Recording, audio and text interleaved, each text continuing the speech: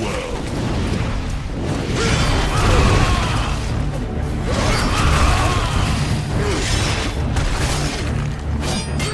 Go to hell.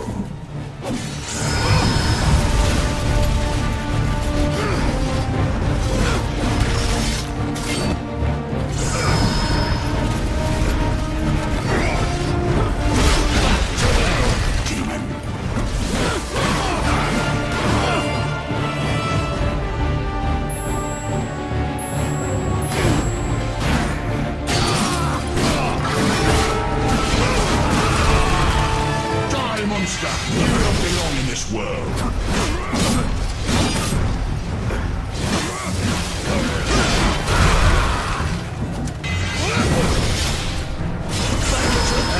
Demon.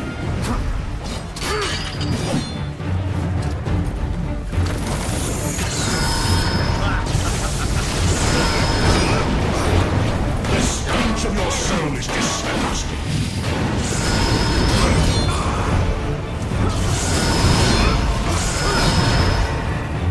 I will purge the world of your presence.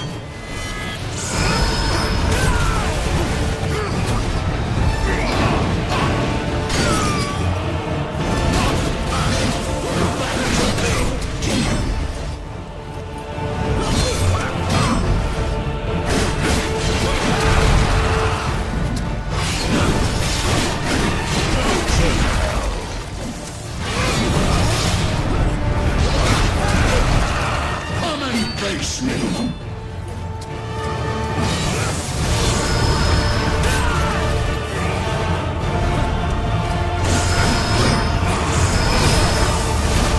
I will purge the world of your presence.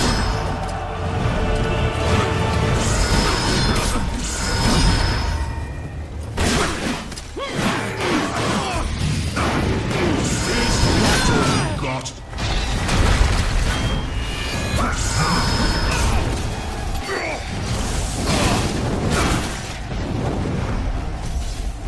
The stench of your soul is disgusting.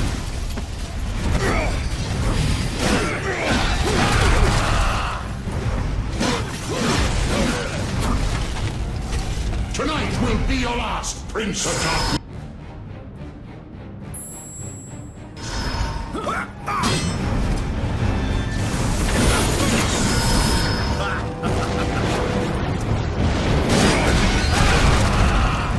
The stench of your soul is disgusting.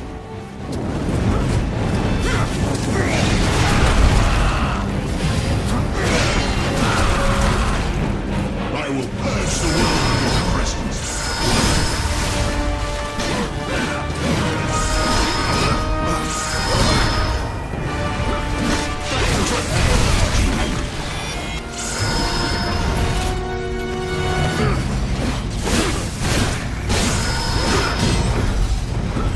Tonight will be your last, Prince of Darkness.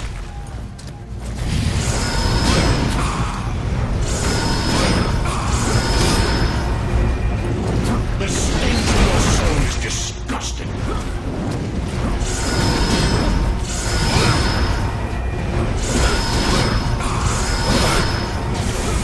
Tonight will be your last, Prince of Darkness.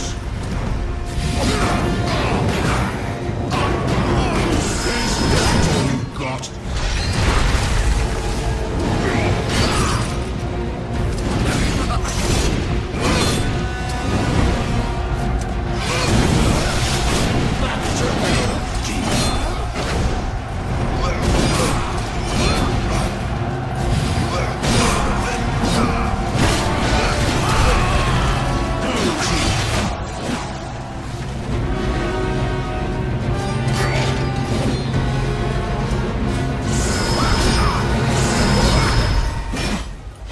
Monster, you don't belong in this world.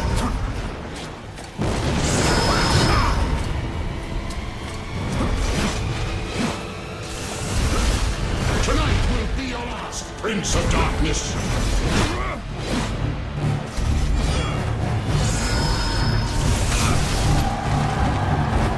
I will purge the world of your presence.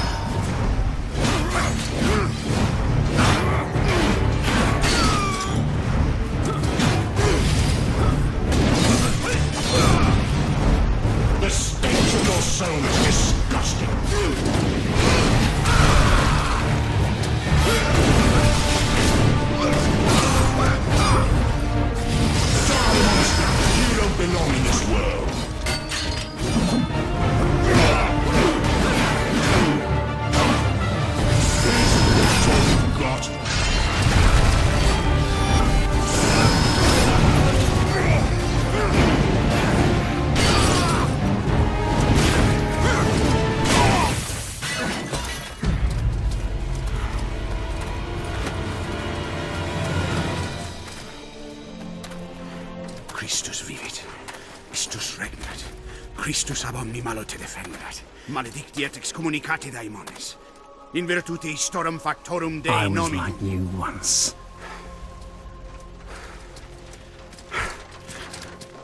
But your God showed me another path. Messias, Emmanuel, Soter, Sabaoth, Agios, Inkyros, Athanatos, Jehovah, Adonai. That's why the power of your God cannot destroy me. Because I am his chosen one. Et ab omni locuit. Ubi fuerunt haec nomina et digna Dei. Praecipimus vobis, at quae legamus vos ut non habeatus. Potestatem per pestem, nec per aliquod, quod eamque maleficium nocere incantationem neque, in anima nec in corpore.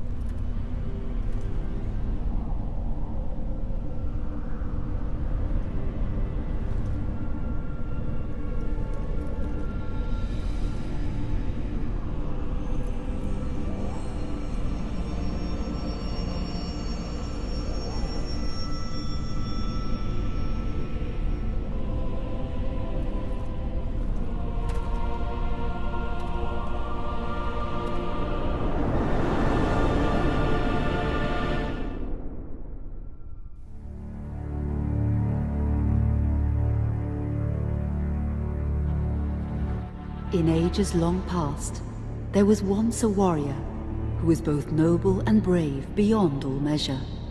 His deeds of heroism and skill in combat were legend. His name was whispered within the hallowed halls of men for countless generations. Yet now his name is lost. Lost in the mists of time forever.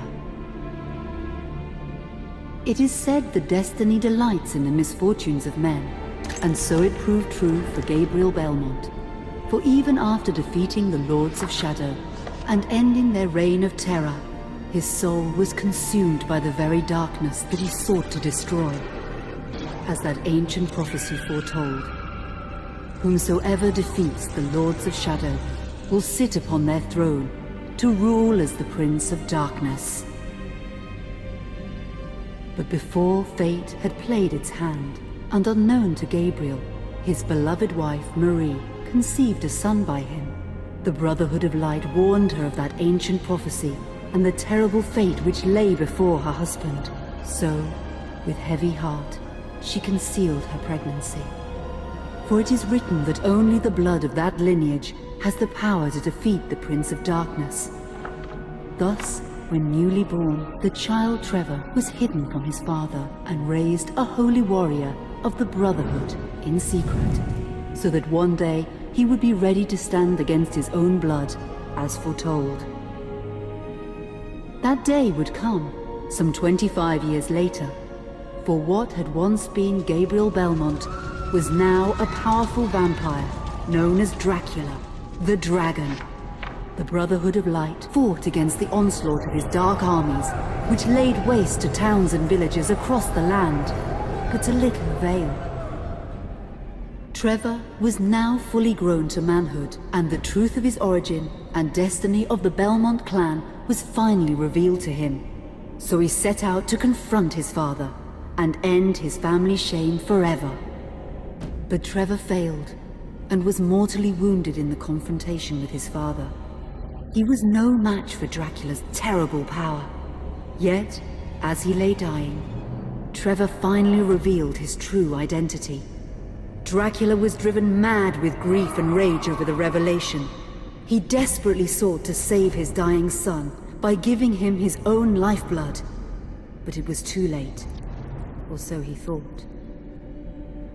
Dracula buried his son within the walls of his great castle, and then swore bloody vengeance upon the world.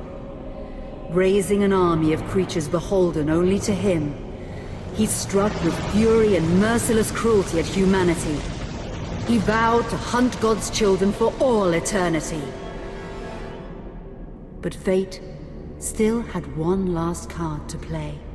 Dracula's blood had power, and that power now coursed through the veins of his dead son, slowly reviving him over many years, until one night he emerged once more into the world, not as a man, but as a creature like his father. What had once been Trevor Belmont was now gone forever. He was now a vampire like his father. Though he swore that he would not be like him, he would take the name Alucard. He would be a force for good, opposing his father's capacity for evil. In that very moment, Alucard swore to destroy Dracula.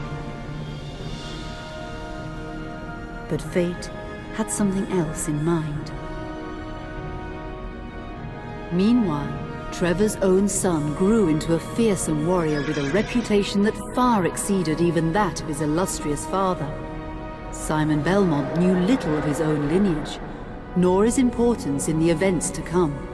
All he knew was that his mother had died at the hands of Dracula's minions when he was but an infant, and his father had been killed in single combat with Dracula. Found and raised by the people of White Mountains, Simon had but one purpose in life: to destroy Dracula for the murder of his parents.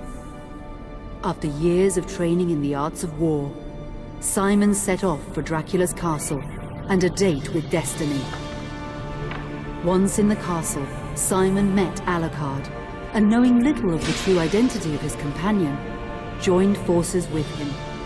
Blood bound them together, and fate took a hand once again, as finally they met their dreaded foe in mortal combat.